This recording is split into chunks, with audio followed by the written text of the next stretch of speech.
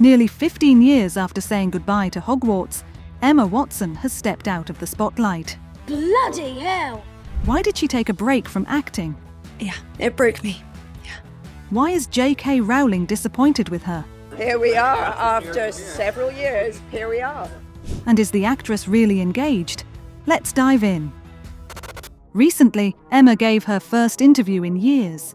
The actress joined Jay Shetty's podcast, and for almost 3 hours, they talked life, fame, and mental health. The Harry Potter star admitted that growing up on the same set for over a decade gave her pretty unrealistic expectations about her adult acting life. It was so unusual to make a set of films for 12 years, and we were a community, like we really were. And so I took that as an expectation into my other workplaces, and I just got my ass kicked. I really did. Having bonded deeply with Daniel Radcliffe, Rupert Grint, and Tom Felton, Emma thought every cast would feel like family. Spoiler, it didn't. And that was a very painful experience for me outside of Harry Potter and in Hollywood. Like, bone-breakingly painful. She even suggested the industry's competitive energy wasn't for her. It broke me. Yeah. But in a way, I'm proud that it did, because I guess that means I have something left to break. I have a heart left to break. During the same podcast, Watson opened up about her complicated feelings toward JK Rowling. She's distanced herself from the Harry Potter author in recent years, after Joanne's controversial comments on transgender issues. Back in 2020, when Rowling shared a series of tweets and an essay that many called transphobic, Watson publicly voiced her support for the trans community. Trans people are who they say they are and deserve to live their lives without being constantly questioned or told they aren't who they say they are. Joanne said she would never forgive Emma and that she ruins the movies for her. So, when Shetty asked about those calms, the actress responded with grace. I really don't believe that by having had that experience and holding the love and support and views that I have mean that I can't and don't treasure Joe and the person that I had personal experiences with. She continued. It's my deepest wish that I hope people who don't agree with my opinion will love me, and I hope I can keep loving people who I don't necessarily share the same opinion with. Still, Emma is open to a conversation. Yeah, and I always will. I believe in that. I believe in that completely. But Rowling didn't seem ready to reconcile. The author later posted a lengthy message on X. Like other people who've never experienced adult life uncushioned by wealth and fame, Emma has so little experience of real life, she's ignorant of how ignorant she is. The 60-year-old added that Emma and her co-stars have the right to their beliefs, but accused them of acting like the de facto spokespersons for the wizarding world she created. However, Emma and Dan in particular have both made it clear over the last few years that they think our former professional association gives them a particular right, nay, obligation, to critique me and my views in public. And this wasn't their first clash. At the 2022 BAFTAs, Watson took the stage to present the award for Outstanding British Film. The actress was introduced by host Rebel Wilson at the time, who said, "Our next presenter is Emma Watson. She's proud to call herself a feminist, but we all know she's a witch." Emma smirked and said, "I'm here for all of the witches." While the star did not provide context for her remark, fans quickly connected the dots. Despite her differences with the Harry Potter author, Emma still looks back at her Hogwarts years with warmth.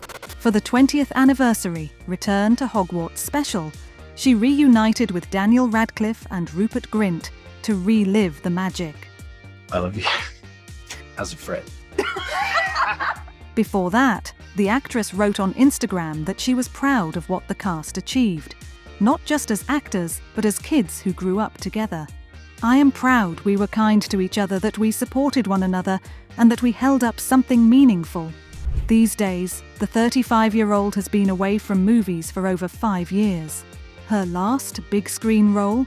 Greta Gerwig's Little Women in 2019. Since then, she's been keeping busy, and no, not with magic spells.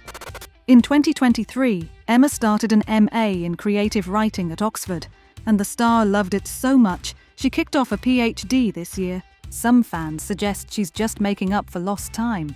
After all, back in her Harry Potter days, she delayed university to finish filming. Later, she studied English at Brown and graduated in 5 years instead of 4, thanks to projects like My Week with Marilyn, The Perks of Being a Wallflower, The Bling Ring, This Is the End, and Noah. This time, though, she's fully focused on her studies. But that's not the only reason she took a break. I wasn't very happy, if I'm being honest.